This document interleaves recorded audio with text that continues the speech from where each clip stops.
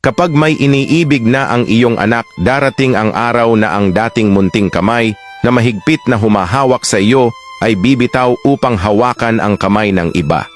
Ang dating batang lumalapit sa iyo upang humingi ng payo ay matututo ng makinig sa pintig ng sariling puso. At bilang magulang, maaaring may halong saya at pangambakang mararamdaman. Ngunit tandaan mo, hindi mo kayang pigilan ang pagdating ng pag-ibig sa kanilang buhay, pero kaya mong gabayan sila upang piliin ang tama. Makinig at maging bukas sa kanilang kwento. Huwag mong iparamdam sa kanila na mali ang umibig. Sa halip, maging isang ligtas na kanlungan kung saan malaya silang makakapagbahagi ng kanilang nararamdaman. Huwag piliting pigilan, gabayan ng maayos. Ang pagbabawal ay madalas humahantong sa paglilihim. Sa halip, ipaintindi ang kahalagahan ng tamang panahon, tamang tao, at tamang dahilan ng pag-ibig.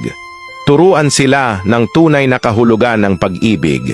Hindi lang ito kilig, hindi lang ito saya.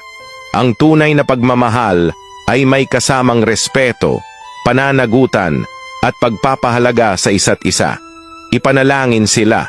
Walang gabay na mas makapangyarihan kaysa sa panalangin.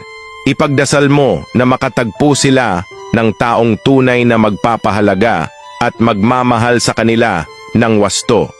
Masakit man isipin na hindi na ikaw ang sentro ng kanilang mundo.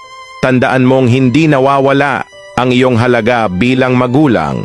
Nag-iiba lang ang iyong papel at sa bawat desisyong gagawin nila, ang iyong pagmamahal at gabay ang mananatiling pundasyon ng kanilang puso.